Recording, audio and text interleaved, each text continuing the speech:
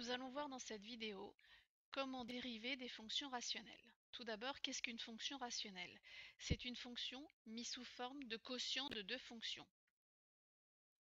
Pour la première, f de x égale 9x sur 10x plus 40. F est bien le quotient de la fonction qui à tout x associe 9x et de la fonction qui à tout x associe 10x plus 40. Il faut connaître la formule qui permet de dériver ce genre de fonction. Cette formule est la suivante.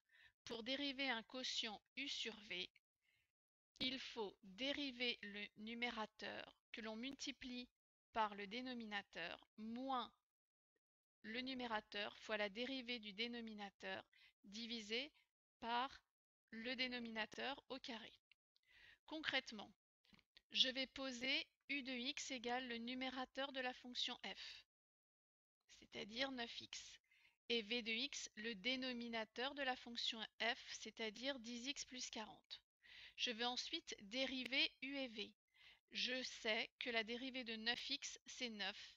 La dérivée de 10x, c'est 10, plus la dérivée de 40, qui est 0. Donc la dérivée de v, c'est 10.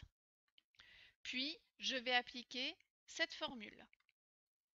U' fois v moins uv' sur v carré. U', j'ai vu précédemment que c'était égal à 9, fois v, 10x plus 40, moins u 9x fois v', 10, sur v au carré, donc 10x plus 40, le tout au carré. Je développe ensuite le numérateur. 9 fois 10x, 90x, plus 9 fois 40, 360, moins 9x fois 10, moins 90x, sur 10x plus 40, le tout au carré. Je simplifie ensuite le numérateur. 90x moins 90x, ça s'annule. J'obtiens donc 360 sur 10x plus 40, le tout au carré. Étudier la dérivée d'une fonction me permet ensuite de déterminer les variations de la fonction en question en étudiant le signe de la dérivée. Ici, c'est simple, puisque 360 est un nombre positif, 10x plus 40 au carré est un nombre positif, donc cette dérivée f' de x est positive. J'en déduis donc que la fonction est croissante sur l'intervalle 0, 26. Je vais maintenant travailler sur la deuxième fonction proposée, g de x égale 15x plus 20 sur x.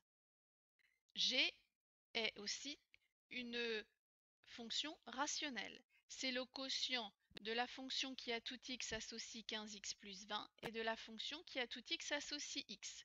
Je vais donc utiliser la formule u sur v' égale u' fois v moins u fois v' sur v carré. Je pose donc u de x égale 15x plus 20 et v de x égale x. Je dérive u et v. La dérivée de 15x, c'est 15 et la dérivée de 20, c'est 0. Donc u' de x égale 15. V de x égale x, sa dérivée est donc égale à 1. J'obtiens donc u' 15 fois v x moins u, c'est-à-dire 15x plus 20, je n'oublie pas les parenthèses qui sont primordiales, que multiplie la dérivée de v1 sur x au carré. Je développe le numérateur. J'obtiens donc 15x moins 15x moins 20, puisqu'il y a un moins devant les parenthèses. Je dois donc changer le signe de tous les réels situés à l'intérieur de la parenthèse, sur x au carré. Après simplification, j'obtiens moins 20 sur x carré. De même, si je souhaitais étudier les variations de la fonction g, moins 20 est un nombre négatif, x au carré est un nombre positif, j'en déduis donc que g' de x est négatif, donc la fonction g est strictement décroissante. Pour cette fonction g, j'aurais pu utiliser une autre méthode. En effet, 15x plus 20 sur x peut s'écrire aussi 15x sur x plus 20 sur x. Pourquoi est-ce intéressant de l'écrire comme ça? Tout simplement parce que 15x sur x s'écrit 15 plus 20 sur x. Dans ce cas, je ne vais pas utiliser la formule de la dérivée de u sur v, mais la formule de la fonction inverse 1 sur x. D'après le cours, la dérivée d'1 sur x, c'est moins 1 sur x carré. Il faut maintenant remarquer que 20 sur x peut s'écrire 20 fois 1 sur x. Pour dériver 20 sur x, je vais donc dériver 20 fois 1 sur x et donc utiliser que la dérivée d'1 sur x, c'est moins 1 sur x carré.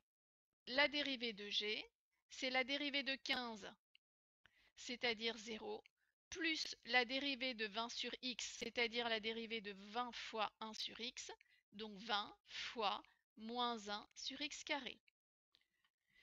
Pour vérifier que vous avez compris les explications données, dérivez les deux fonctions suivantes.